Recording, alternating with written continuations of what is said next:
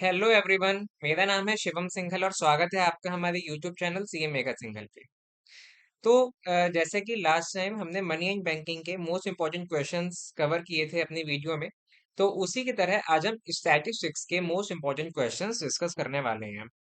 तो अब आपको करना क्या है कि अपने एग्जाम से पहले इन्हीं क्वेश्चंस को मल्टीपल टाइम रिवाइज करते रहना है। इसका जो पीडीएफ है वो टेलीग्राम चैनल पे शेयर कर दिया जाएगा। आप वहां से रिवाइज कर सकते हैं या फिर आप इस वीडियो के थ्रू भी इनको रिवाइज कर सकते हैं। क्योंकि होता क्या है ना कि मोस्ट ऑफ द जो कैंडिडेट्स हैं वो स्टैटिस्टिक्स टॉपिक को छोड़ के जा रहे हैं, बिल्कुल स्किप कर दे रहे हैं। तो यही वो जगह है जहाँ पे हम अपना एज क्रिएट कर सकते हैं औरों से। तो चलिए वीडियो को स्टार्ट करते हैं। तो पहला क्वेश्चन क्या है? पहला क्वेश्चन कह रहा है statistics is primarily concern with, कि जो स्टैटिस्टिक्स है वो प्राइमरली क्या काम होता है उसका, किन से वो डील करता है। सबसे पहले है क्या वो इंडिविजुअल केस से डील कर रहा है, या न्यूमेरिकल डेटा, या फिर लिटरेचर, या फिर फिलोसफी। तो देखिए स्टैटिस्टिक्स जहाँ पे आगे, स्टैटिस्टिक्स का मतलब है नंबर्स। तो हमारी किस में बात हो रही है? नंबर्स में बात हो रही है, डेटा में बात हो रही है। तो स्टैटिस्टिक्स प्राइमरी कंसर्न, जो इसका आंसर क्या हो जाएगा? इसका ऑप्शन हो जाएगा B, numerical data. Next, which is the next question क्या है? Which is the limitation of statistics? इनमें से स्टैटिस्टिक्स की लिमिटेशन क्या है? पहला, कि वो क्या करते हैं? स्टडी करते हैं एग्रीगेट। एक सेकेंड गाइस, यहाँ पे कुछ, हाँ ओके। स्टैटिस्टिक्स की लिमिटेशन की बात कर रहे हैं, तो इसमें पहला ऑप्शन कह रहे हैं कि वो स्टडीज एग्रीगेट्स। दूसरा कह रहे हैं हेल्प्स प्लानिंग, की वो प्लानिंग में हेल्प करता है। तीसरा कह रहे हैं कि वो एक साइंटिफिक मेथड है। चौथा कह रहे हैं यूजफुल इन पॉलिसी। अब देखिए जो दूसरा, तीसरा और चौथा ऑप्शन है, ये तो इसके एडवांटेजेस बता रहा है ना कि इसके फायदे क्या है। स्टैटिस्टिक्स प्लानिंग में हेल्प करता है, बिल्कुल करता है। एक साइंटिफिक मेथड है और यूथ पॉलिसी मेकिंग में काम आता है। तो इसका जो ऑप्शन नंबर ए है स्टडीज एग्रीगेट, ये इसका लिमिटेशन हो जाएगा। होता है कि स्टैटिस्टिक्स ना कभी भी इंडिविजुअल केसेस को नहीं देखता है, वो एग्रीगेट एकदम ग्रुप में देखेगा सब चीज को। तो इसका लिमिटेशन हो जाती है यहाँ पे studies aggregate. Option number A is the right answer. Now third question क्या है? The first step in statistical investigation is, जब भी कोई इन्वेस्टिगेशन होती है तो उसमें जो सबसे पहला स्टेप है वो क्या होगा? क्या सबसे पहले हम क्लासिफाई करेंगे, क्या सबसे पहले हम प्लानिंग करेंगे, क्या टेबुलेशन होगा, या फिर एनालाइज करेंगे सबसे पहले? तो क्लासिफाई तो मतलब डेटा को क्लासिफाई हम तब करेंगे जब हमारे पास डेटा होगा, ठीक है। और डेटा कब होगा? जब हमारे पास कुछ प्लान होगा, कोई आइडिया होगा हमारे पास कि हमें क्या चीज कि किस चीज पे इन्वेस्टिगेशन करनी है, तो उसके लिए हमें कैसे डेटा की जरूरत है। उसके बाद डेटा आ जाएगा, फिर हम टेबुलेशन होगा उसका। फिर जो पूरा हमारे पास इकट्ठा होगा उसका हम क्या करेंगे? एनालिसिस करेंगे। तो सबसे पहले हमें क्या समझ आया कि सबसे पहले हमें एक आइडिया की जरूरत होगी, सबसे पहले हमें एक प्लान की जरूरत होगी। तो फर्स्ट स्टेप स्टैटिस्टिकल इन्वेस्टिगेशन का क्या हो जाएगा? प्लानिंग। तो थर्ड का ऑप्शन क्या होगा? B. Now question number four. Question number four क्या कह रहा है? Data collected for the first time is called. Data जो फर्स्ट टाइम कलेक्ट किया जाता है उसे क्या कहते हैं? क्या वो सेकेंडरी डेटा है? नाम से पता चल रहा है सेकंड नंबर, जो पहले डेटा किसी ने कलेक्ट किया हुआ है अगर हम उसी को दोबारा यूज करते हैं तो उसे सेकेंडरी डेटा बोला जाता है। प्राइमरी डेटा, पब्लिश्ड डेटा, या टर्शियरी डेटा? तो जो पहली बार अगर सबसे पहले हम ही उस डेटा को कलेक्ट कर रहे हैं अपनी रिसर्च में, तो उसको हम कहेंगे प्राइमरी डेटा। फोर्थ का आंसर हो जाएगा बी। ठीक है। Now fifth question is population census is an example of. Population census इनमें से किसका एग्जांपल है? पहला सैम्पलिंग, दूसरा कंप्लीट इनुमरेशन, तीसरा एस्टिमेशन, चौथा है इंटरपोलेशन। देखिए पॉपुलेशन सेंसस जो होता है ना, क्या सेंसस में ऐसा होता है कि मान लिया हमारे पास 1 CR पॉपुलेशन है, उनमें से हम 1 लाख लोगों को हम चूज कर लेते हैं और उनका डेटा हम ले लेते हैं। सैम्पलिंग का मतलब क्या होता है? सैम्पलिंग का मतलब है कि हमारे पास कोई एक पूरी चीज का हमने कुछ सैंपल ले लिया। तो नहीं, ऐसा नहीं होता। पॉपुलेशन में तो हम एक एक जने के पास, अगर जितने भी पॉपुलेशन सपोज 100 लोग हैं, तो हम 100 के 100 लोगों के पास जाएंगे और उनकी एक एक चीज को हम नोट करते हैं। राइट।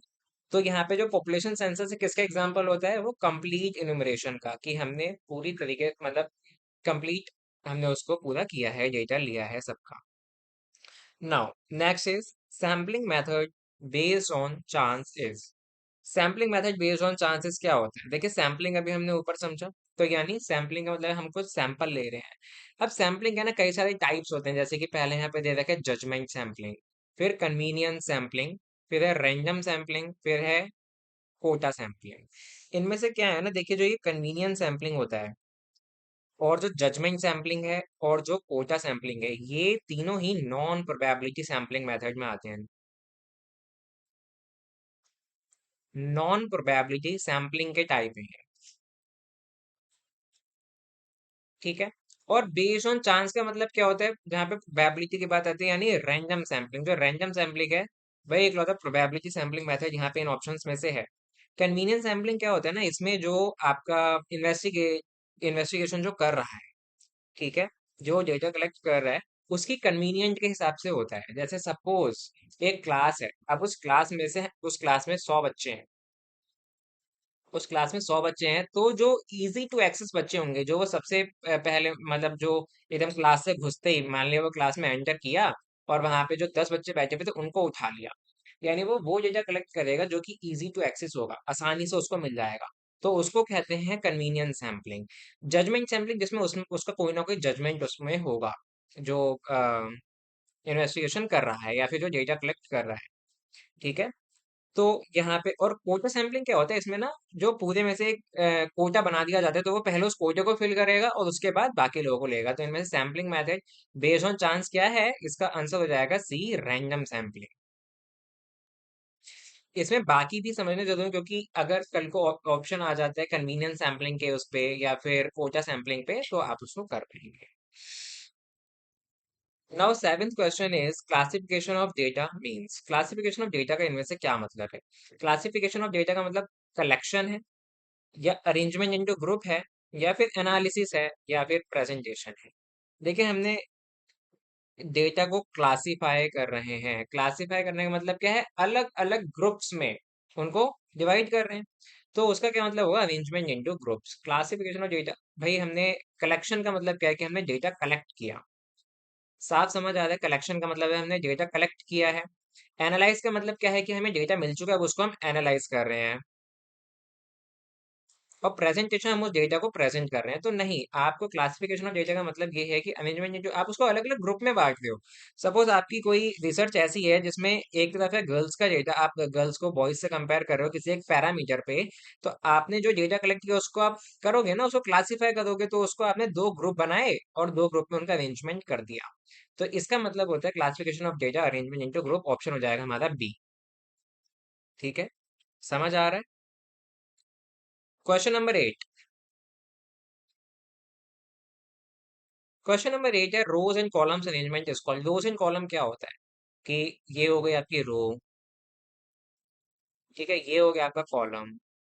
तो अगर ऐसा आपको ऐसे आपको अरेंजमेंट कहाँ दिखता है, डायग्राम में? डायग्राम तो कुछ भी हो सकता है, कोई भी डायग्राम हो गया। ग्राफ क्या होता है? ग्राफ ये होता है कि ये है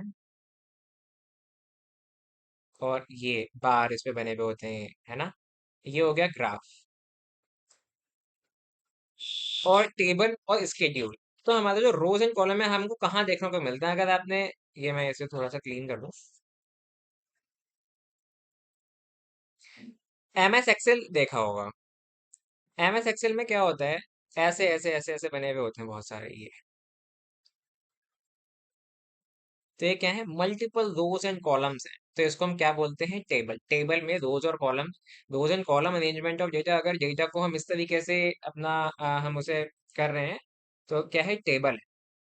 तो एर्थ का ऑप्शन हो जाएगा C. Now question number 9, histogram is use. अच्छा, हिस्टोग्राम क्या होता है, जैसे कि अभी मैंने वो ग्राफ बनाया था ना, तो उसी तरीके का वो भी होता है, ये ऐसे करके, ये करके, और फिर इनमें डेटा को एनालाइज किया जाएगा। तो ये क्या होता है, हिस्टोग्राम। तो हिस्टोग्राम किसके लिए यूज किया जाता है? फ्रीक्वेंसी डिस्ट्रीब्यूशन के लिए, कोरिलेशन के लिए, इंडेक्स नंबर के लिए, या फिर सैम्पलिंग के लिए। तो हिस्टोग्राम का यूज होता है फ्रीक्वेंसी डिस्ट्रीब्यूशन के लिए। नाइन्थ का A. Question number 10 is arithmetic mean is affected by. इनमें से किससे अरिथमेटिक मीन हमारा अफेक्ट होता है? पहला ऑप्शन है एक्सट्रीम वैल्यू। एक्सट्रीम वैल्यू का मतलब हो गया कि जो वैल्यूज एंड पे हैं, सपोज हमारा डेटा, अब हमारा जो सीरीज है वो ये है 2, 4, 6, 8, 10, 12। तो इसमें एक्सट्रीम वैल्यूज हो गई 2, और 12। ठीक है, या फिर एक और एग्जांपल अगर लें तो 2 4 2 2 5 4 2 2 3। ये हमारे पास कोई एक नंबर्स है। अब इनमें एक्सट्रीम वैल्यू इसकी क्या हो गई? 2 और 3। अब जो अरिथमेटिक मीन होता है वो क्या, मिडिल वैल्यू इनमें कौन सी होगी? जो इनमें मिडिल है, यानी 5 हो गया। पोजीशंस ओनली या फिर ना। तो अरिथमेटिक मीन किस पे अफेक्ट करता है? एक्सट्रीम वैल्यूज पे। वो कभी मिडिल वैल्यू से अरिथमेटिक मीन का कोई भी कनेक्शन नहीं है। हम क्या करते हैं, अगर हमें इसका जो ये हमें ये सीरीज दे रखी है, अगर हमें इसका मीन निकालना होगा, तो हम देख रहे हैं कि सब में जो कॉमन डिफरेंस है वो सेम है, तो हम क्या करेंगे, 12 और 2 को ऐड कर देंगे और हाफ कर देंगे। तो इसमें हमारी जो इसका मतलब क्या हुआ, अरिथमेटिक मीन हमारा सिर्फ और सिर्फ किस पे डिपेंड कर रहा है, फिर किससे अफेक्ट हो रहा है? एक्सट्रीम वैल्यूज पे। तो इसका ऑप्शन क्या हो जाएगा? ए।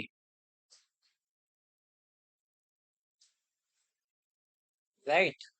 Now question number 11। Median is the, median इनमें से क्या है? क्या मोस्ट फ्रीक्वेंट वैल्यू है? अगर कोई 10 नंबर आपको दे रखे उनमें सबसे ज्यादा बार कोई आ रहा है, तो क्या वो मीडियन है? वो तो शायद मोड होता है। देखते हैं, क्या वो मिडिल वैल्यू है, या एवरेज डेविएशन है, या रेंज है? रेंज का मतलब होता है कि आपने कह दिया कि इसकी रेंज 10 से लेकर 100 तक है। होता है ना, अगर कोई चीज भी लेने जाते हैं तो रेंज कितनी है, तो हमारी रेंज है 500 से 700 रुपए के बीच में कोई देखे तो ये होता है रेंज। तो मीडियन ये तो नहीं है, मीडियन क्या होता है? Middle value. तो इसका ऑप्शन नंबर क्या हो जाएगा? बी। नाउ 12 आ गया कि mode is the value which, mode इनमें से क्या है? तो जैसे कि हमने अभी ऊपर देखा था मीडियन वाले क्वेश्चन में, कि अकर्स मोस्ट मोस्ट फ्रिक्वेंटली, जो नंबर बार बार आ रहा है, सपोज आपका ये है 2 3 4 4 5 9 4 1 4। इनमें से अगर आप देखोगे तो 2 कितनी बार एक ही बार आ रहा है, हमको 4 बार पर रिपीट होते दिख रहा है। तो 4 एक बार यहाँ है, एक बार यहाँ है, फिर एक बार यहाँ है, एक बार यहाँ है। तो इसका मोड क्या हो जाएगा? मोड हो जाएगा। तो जो वैल्यू हमारी बार बार आ रही है वो हमारा मोड हो जाएगा। Now geometric mean is specially use for, देखिए ज्योमेट्रिक मीन क्या होता है ना, हमारे पास जो वेरिएशन होता है, वेरिएबल्स की वजह चेंज होता है, वो दो तरीके का होता है। एक तो होता है एडिटिव, एडिटिव, और एक होता है मल्टीप्लिकेटिव।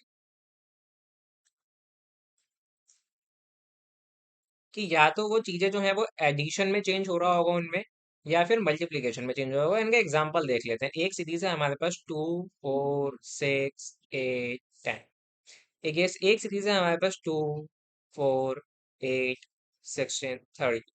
अब इसमें हम देख पा रहे हैं जो पहली वाली चीज है, इसमें चीजें धीरे धीरे बढ़ रही हैं, और जब हम इनका डिफरेंस देख रहे हैं तो 2 का आ रहा है, सब में 2 का डिफरेंस आ रहा है। 2 का डिफरेंस आ रहा है, तो इसमें हम क्या यूज करते हैं, ये हमारा क्या हो रहा है, मतलब एडिटिव चेंज हो रहा है इसमें, एडिटिव चेंजेस हो रहे हैं। ठीक है, तो यहाँ पे हमारा अरिथमेटिक मीन का इस्तेमाल किया जाता है। और जो नीचे वाला है, अगर आप इसको देखो, इसमें नंबर बहुत तेजी से बढ़ रहे हैं। 2 4 फिर 8 हो गया, फिर 16 हो गया, 32 हो गया, पहले और आखिरी में देख लो काफी सारा डिफरेंस आ गया। तो इसमें अगर हम देख रहे हैं तो सब इंटू टू हो रहा है। 4 इंटू 2, 8 इंटू 2, 16 इंटू 2। यानी यहाँ पे क्या हो रहा है, मल्टीप्लीकेटिव चेंज हो रहा है। तो ये आपको ध्यान रखना है कि जब भी मल्टीप्लीकेटिव चेंज जहाँ पे होगा, तो वहां पे हम क्या करेंगे, वहां पे हम ज्योमेट्रिक मीन का यूज करेंगे। तो ज्योमेट्रिक मीन का यूज और मल्टीप्लिकेटिव चेंज, ये मोस्टली ऐसे देखा जाता है ग्रोथ रेट में, जहाँ पे भी हमको चीजों का ग्रोथ रेट देखना होता है, तो वहां पे हम ज्योमेट्रिक मीन का यूज करते हैं। सपोज आपको इंटरेस्ट का ग्रोथ रेट देखना है, पॉपुलेशन का ग्रोथ रेट देखना है, तो वहां पे आप किसका इस्तेमाल करोगे? आप ज्योमेट्रिक मीन का इस्तेमाल करोगे। तो क्या हो जाएगा हमारा, इसका आंसर हो जाएगा ग्रोथ रेट्स। ऑल राइट, 13 का ऑप्शन हो गया हमारा A. Right. Next question. Harmonic mean is most use, अच्छा हार्मोनिक मीन क्या होता है, हार्मोनिक सीरीज क्या होता है, पहले ये देखते हैं। हार्मोनिक, अरिथमेटिक वाला तो हमको पता है, जो हमारी एपी सीरीज होती है, अरिथमेटिक प्रोग्रेशन होता है, क्या होता है कि यही देख लेते हैं, 2 4 6 8 10 बढ़ता जा रहा है। ठीक है, मतलब दो दो का कॉमन डिफरेंस है, ये डिक्रीज में भी हो सकता है, 10 8 6 4 2 को भी हम अरिथमेटिक प्रोग्रेशन ही बोलेंगे। हार्मोनिक सीरीज क्या है, कि अगर वो रेसिप्रोकल में एपी है, जैसे अगर मैं इस सीरीज को ऐसे लिख दूं, 1/2, 1/4, 1/6, 1/8, 1/10। अगर आप इन सबको रेसिप्रोकल कर दो, तो ये क्या बन जाएगा, अगर वो एपी बन जाए, यानी इन सबको रेसिप्रोकल अगर हम कर दें, तो ये 2 4 6 8 10 बन जाएगा, और ये एपी है। तो हमारी जो ये हो गई हार्मोनिक हो गई। अब हार्मोनिक मीन का यूज इनमें से किस चीज के लिए किया जाता है? हार्मोनिक मीन का इस्तेमाल most suitable for harmonic mean इनमें सबसे ज्यादा सुटेबल किसके लिए? Average speed. जब भी जहाँ पे हमें चीजों का जैसे स्पीड का एवरेज अगर हमें फाइंड करना होगा तो हार्मोनिक मीन सबसे ज्यादा उसमें यूजफुल है। इनकम में नहीं है, एज के लिए भी नहीं है, वेट के लिए भी नहीं है। इसका आंसर हो जाएगा average speed. Okay, now next question is 15 range. Range अभी हमने देखा, कहते हैं range is a measure of. Range इनमें से किसका मेजर है? तो हमने देखा रेंज होता क्या है, जहां पे भी कुछ फाइनल वैल्यू, इनिशियल वैल्यू, इस सब की बात हो रही होगी। तो क्या range is a measure of central tendency? क्या सेंट्रल टेंडेंसी है? वो नहीं है। हमने देखा ना, वो मतलब कुछ ऐसा होगा वहां पे कि कुछ पहले वैल्यू होगी और कुछ बाद में होगी। रेंज हो गई 1 से लेके 20 तक। तो ये हमें कहाँ देखने को मिलता है? ये हमें देखने को मिलता है डिस्पर्सन। तो 15 का ऑप्शन क्या हो जाएगा यहाँ पे? राइट, 15 का हो जाएगा बी। नाउ स्टैंडर्ड डेविएशन, ये सब ना स्टैटिस्टिक्स के टर्मिनोलॉजी है, अलग अलग टर्म्स हैं। इनको देख के घबराना नहीं है, ठीक है? क्या होता है ना कि स्टैट्स पेनफुल तो देखो है पढ़ना, मैं मानता हूँ। और आप में से बहुत लोगों ने हो सकता है ग्रेजुएशन में स्टैट्स ना पढ़ी हो, तो आपको तो लगेगा ही। जिन्होंने पढ़ी है उनके लिए भी टफ है। मैंने पढ़ी है इसलिए मैं बता पा रहा हूँ। तो लेकिन हमको, लेकिन साथ में एक चीज ये भी देखनी है कि हमें स्टैट्स में प्रोफेसर तो बनना नहीं है, पीएचडी करनी नहीं है। हमें एग्जाम क्वालिफाई करना है, और एग्जाम में इसके ऐसे बहुत ज्यादा out of the box questions नहीं आ रहे हैं। पहले तो आते ही नहीं थे, अब आ रहे हैं तो वो डुएबल है, इजिली डुएबल है। ठीक है, अगर आपने प्रीवियस ईयर एनालाइज किया हो पेपर्स को तो आप देखोगे लास्ट ईयर 12 क्वेश्चन आए स्टैट से। तो इससे आपको ये तो समझ आ जाएगा कि आप, दिस इज नॉट समथिंग कि आप जिसको छोड़ के चले जाओ। अगर आप छोड़ के जा रहे हो तो 12 question can make a huge difference. 0.5, 0.25 से कहानी ऊपर नीचे हो जाती है। तो आप स्टैट्स को नहीं छोड़ सकते हो, ठीक है? और आप ये क्वेश्चंस अगर कर लोगे, ये ना प्रीवियस ईयर एनालाइज करके क्वेश्चंस बनाए गए हैं, तो इनको आपको ठीक से देखना है। अब जैसे मान लिया स्टैंडर्ड, इनको जब हम बार बार करेंगे, बार बार रिवाइज करेंगे, तो वो चीजें हमको याद हो जाएंगी। Standard deviation measure, standard deviation इनमें से क्या मेजर करता है? बताइए, सोचिए थोड़ा सा।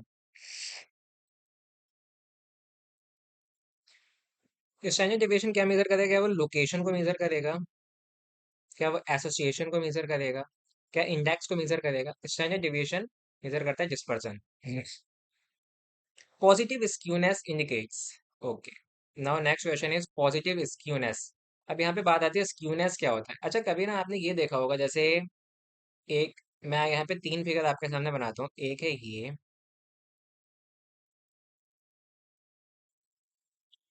एक है ये,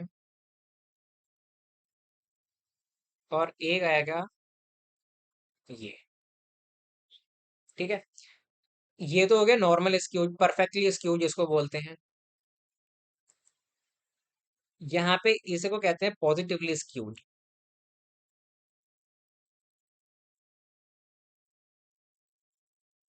और ये हो जाता है नेगेटिवली स्क्यूड। तो अब डिफरेंस में बिना बताए आप देख पा रहे हैं कि इसमें क्या हो रहा है। जो पॉजिटिवली स्क्यूड है, इसमें जो टेल है वो राइट की तरफ लंबी जा रही है। इसमें दोनों तरफ इक्वल है। इसमें राइट की तरफ ये देखिए टेल राइट में ऐसे लंबी जा रही है। और नेगेटिवली स्क्यूड में क्या होता है कि जो टेल है वो लेफ्ट में लंबी जाती है। तो यहाँ पे जो हमारा क्या है कि पहला ऑप्शन है राइट टेल लॉन्गर, दूसरा है लेफ्ट टेल लॉन्गर, तीसरा है सिमेट्री, चौथा है नो वेरिएशन। तो इस सिमेट्री हमारी इसमें होती है परफेक्टली स्क्यूड में। लेफ्ट टेल लॉन्गर किस में होता है? नेगेटिवली स्क्यूड में। पॉजिटिव टेल लॉन्गर, वो, हाँ, पॉजिटिव स्क्यूनेस में क्या होता है? पॉजिटिवली स्क्यूड में क्या होता है? Right tail longer. अच्छा, इसमें एक और चीज आती है। अगर ये परफेक्टली स्क्यूड है तो यहाँ पे जो मीन, मीडियन और मोड तीनों बराबर होंगे। इस केस में क्या होता है? मीन, मीडियन, मोड तीनों बराबर होते हैं, राइट? चलिए आगे बढ़ते हैं। 18th question. 18th क्वेश्चन क्या है? Correlation measures. कोरिलेशन देखिए क्या करता है, आप सिंपल इतना समझ लीजिए कि कोई भी दो वेरिएबल्स हमारे पास अगर होंगे तो उनके बीच में वो रिलेशन बताएगा। कोई भी वेरिएबल है, कोई भी दो चीजें, दो कोई भी दो कंपैरिजन करने के लिए हमने चीजें ली, उनके बीच में क्या रिलेशन है वो बताता है कोरिलेशन। नाम से ही पता चल रहा है कोरिलेशन। तो इसका आंसर क्या हो जाएगा? B, relation, relationship between variables. तो 18 का हो जाएगा B. Value of Karl Pearson coefficient lies between. Karl Pearson coefficient की जो वैल्यू है वो किसके बीच में लाई करती है? तो कार्ल पियर्सन कोफिशिएंट की वैल्यू लाई करती है -1 और +1 के बीच में।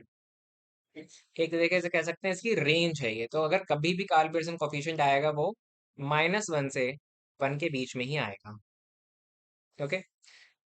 Perfect positive correlation is represented by, तो वो किससे रिप्रेजेंटेड होता है? अगर परफेक्ट पॉजिटिव कोरिलेशन अगर होगा तो वो होता है +1 से। इसकी भी रेंज जो होती है ना वो -1 से +1 होती है। तो अगर परफेक्टली पॉजिटिव है इसका मतलब +1 है, परफेक्टली नेगेटिव बोलेगा तो -1 है। ठीक है। Next question, scatter diagram. Scatter diagram is use to study, इनमें से किसको, क्या हो रहा है इसमें? स्कैटर डायग्राम इनमें से क्या पढ़ने के लिए यूज किया जाता है? तो scatter diagram is use to study what? क्या कोरिलेशन को पढ़ने के लिए, या टेबुलेशन, या सैम्पलिंग, या फिर इंडेक्स नंबर? तो स्कैटर डायग्राम यूज होता है कोरिलेशन को पढ़ने के लिए। तो यहाँ पे 21 का क्या हो जाएगा? A. Spearman's rank correlation is based on, देखिए इसको ध्यान से पढ़े, इसका नाम स्पीयरमैन रैंक कोरिलेशन। स्पीयरमैन का rank correlation is based on, किस पे बेस्ड होगा ये? यहाँ पे रैंक दिख रहा है, तो किस पे बेस्ड होता है? रैंक पे बेस्ड होता है। तो इसका आंसर क्या हो जाएगा? A. It does not deal with frequencies, not based on means, not based on percentage, ये हो जाएगा ranks. Index number measure, index number इनमें से क्या मेजर करते हैं? देखिए इंडेक्स नंबर कभी भी ना क्या करेगा कि आपके पास कोई भी वेरिएबल्स हैं, तो उनमें टाइम के साथ साथ जो चेंज आ रहा है, जो रिलेटिव चेंज उनमें आता है। रिलेटिव चेंज का मतलब क्या होता है? किसी चीज के रिस्पेक्ट में कितना चेंज आ रहा है, तो उसको क्या करते हैं? इंडेक्स नंबर पढ़ता है। तो रिलेटिव चेंज ओवर टाइम, कि टाइम के साथ उस चीज में कितना चेंज आया, तो वो क्या बताता है? इंडेक्स नंबर बताता है। Next question, question number 24, consumer price index is an example of. Consumer price index, देखिए 3 तरीके के प्राइस इंडेक्स होते हैं, ये आपने डेफिनेटली पढ़ा होगा। क्या क्या होते हैं? एक होता है सीपीआई, कंज्यूमर प्राइस इंडेक्स। एक होता है डब्ल्यूपीआई, होलसेल प्राइस इंडेक्स। एक क्या होता है? PPI, producer price index. Price index का काम क्या होता है? इन्फ्लेशन फाइंड करने के लिए हम इसका यूज करते हैं। क्या करने के लिए? इकोनॉमिक्स का कंसेप्ट है ये। इन्फ्लेशन फाइंड करने के लिए हम कंज्यूमर, अभी हमें कंज्यूमर प्राइस इंडेक्स और डब्ल्यूपीआई यूज किया जाता है। अभी बात चल रही है कि पीपीआई को भी, पीपीआई को यूज करने के लिए, कि मतलब पीपीआई का यूज करके हम इन्फ्लेशन निकालने के लिए पीपीआई का यूज करेंगे। तो सीपीआई, हमारे क्वेश्चन बात कर रहे हैं इसकी CPI, consumer price index is example of, किसका एग्जांपल है? प्राइस इंडेक्स का एग्जांपल है। कल को यहाँ पे वो डब्ल्यूपीआई पूछ ले, कल को पीपीआई पूछ ले, पीपीआई न्यूज में है, तो मे बी क्वेश्चन आ सकता है कि प्रोड्यूसर प्रोड्यूसर प्राइस इंडेक्स क्या है, तो वो प्राइस इंडेक्स। नेक्स्ट क्वेश्चन है, apex statistical organisation of India, जो इंडिया की मेन स्टैटिस्टिकल ऑर्गेनाइजेशन है वो क्या है? क्या नीति आयोग है? क्या MOSPI है, मोस्पी? क्या आरबीआई है, या सेबी है? तो ये आपको ध्यान रखना है। जो apex statistical organisation of India है, क्या है? MOSPI। इसकी फुल फॉर्म भी आपको पता होनी चाहिए, क्योंकि पता नहीं है ना, कल को वो कह सकता है कि MOSPI की फुल फॉर्म बताओ, या फिर वो कल को फुल फॉर्म में, तो इसकी फुल फॉर्म क्या होती है? Ministry of statistics and programme implementation. ये आप लोग नोट कर लेंगे कहीं पे, ministry of statistics and programme implementation.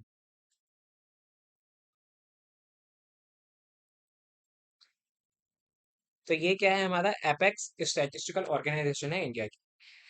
तो यहाँ पे तो हमारे ये 25 क्वेश्चंस तो कंप्लीट होते हैं अभी, लेकिन ना इसके साथ एक और टॉपिक बचता है। इसके साथ एक और टॉपिक है, वो भी काफी इंपॉर्टेंट है स्टैटिस्टिकल स्टैटिस्टिक्स में, जो कि एग्जाम में आ सकता है। वो क्या है? Mode median, mean median mode में रिलेशन। मीन मीडियन मोड के बीच में जो रिलेशन, एक इन तीनों में एक रिलेशन होता है।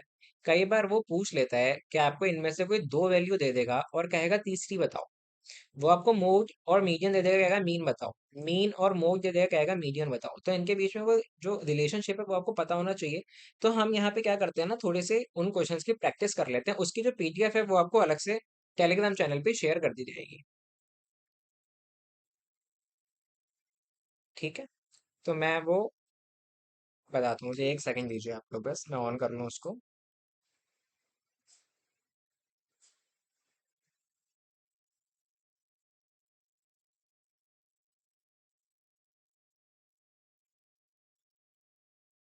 ओके,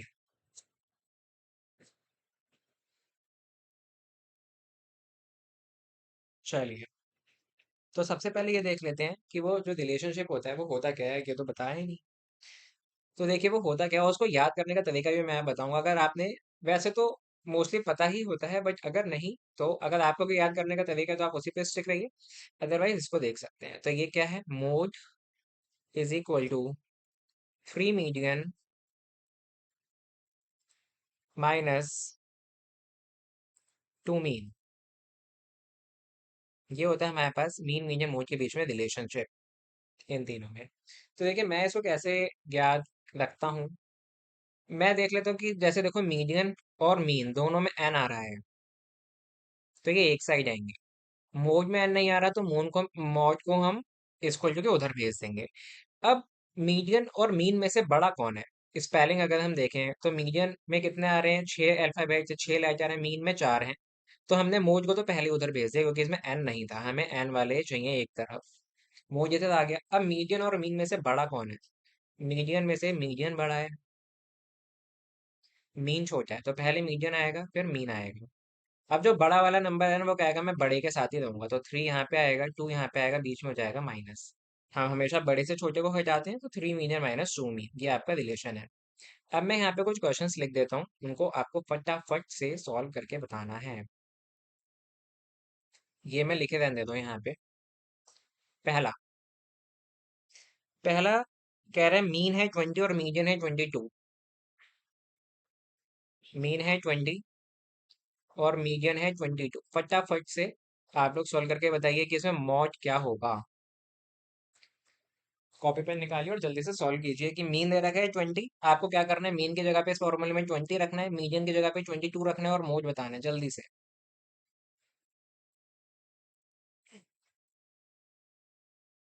ठीक है, चलिए करते हैं।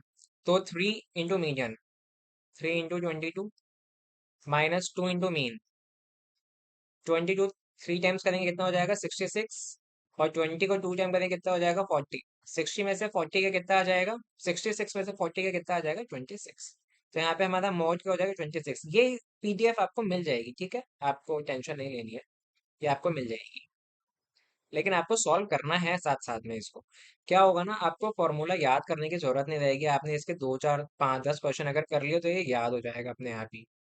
दूसरा कह रहे हैं, ठीक है, यहाँ पे मीन और मीडियन दे रखा था ना, अभी क्या करते हैं कि मोड उसने दे रखा है 40। मोड दे रखा है 40 और मीन दे रखा है 25। यहाँ पे आपको क्या बताना है, मीडियन बताना है। तो देखिए क्या करेंगे, हम वही करेंगे। मोड दे रखा है तो मोड को इधर रख देंगे 40। 3 मीडियन पूछा है तो 3 मीडियन हम ऐसे ही लिख लेंगे। और 2 मीन, मीन कितना दिया हुआ है, 25। तो जैसे हम इसको सॉल्व करेंगे, यहाँ क्या आ जाएगा, 50। इस 50 को हम भेज देंगे इधर, तो -50 से इधर जाके प्लस का 50 हो जाएगा, यानी कि 90 हो जाएगा। 90 इज इक्वल टू 3 मीडियन। कितना हो जाएगा, 3 इधर जाएगा, मीडियन 30 आ जाएगा। एक क्वेश्चन और देखते हैं जिसमें अभी क्या निकालना होगा हमको। यहाँ पे हमने मीडियन निकाला, उससे पहले मॉड निकाला था। अभी हमको निकालना रहेगा, क्या निकालना रहेगा, क्या करने बैठे हैं हम यहाँ पे। चलिए देखते हैं नेक्स्ट क्वेश्चन।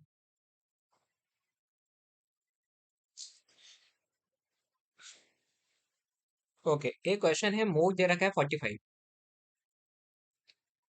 और मीडियन दे रखा है 35। मीन बताना है। तो हम वही अपना फॉर्मूला लगाएंगे, मोड दे रखा है 45 को इधर ही रहने देंगे। 3 इंटू 35 माइनस 2 मीन। तो 45 इज इक्वल टू 35 इंटू 3 क्या होगा, 35 को 3 से मल्टीप्लाई करेंगे तो कितना आएगा हमारे पास, 105 आता है, राइट। 35 टू 70, 70 में 35 करेंगे तो 105 माइनस का टू मीन। अब इसमें हम क्या कर सकते हैं, टू मीन को इधर ले जाएं, 45 को इधर ले आए, या फिर खाली 105 को उधर ले जाएंगे, बाद में नेगेटिव कैंसिल हो जाएगा। तो टू मीन बराबर कितना हो जाएगा, टू मीन बराबर 105 माइनस 45, राइट। कितना आ जाएगा, 0, 6, 60। और टू मीन बराबर 60 तो मीन बराबर 30। तो ऐसे ही आपको इन क्वेश्चंस की और प्रैक्टिस करनी है। जो पीडीएफ है उनमें कुछ और क्वेश्चंस भी होंगे जो कि आपको मिल जाएंगे। तो ये आज हमारे यहाँ पे स्टैट्स का सेशन पूरा होता है, जिसमें 25 क्वेश्चन हमने डिस्कस किए। कैसा लगा कमेंट सेक्शन में बताइएगा। अगर कोई भी डाउट हो तो आप कमेंट कर सकते हैं। Thank you so much everyone.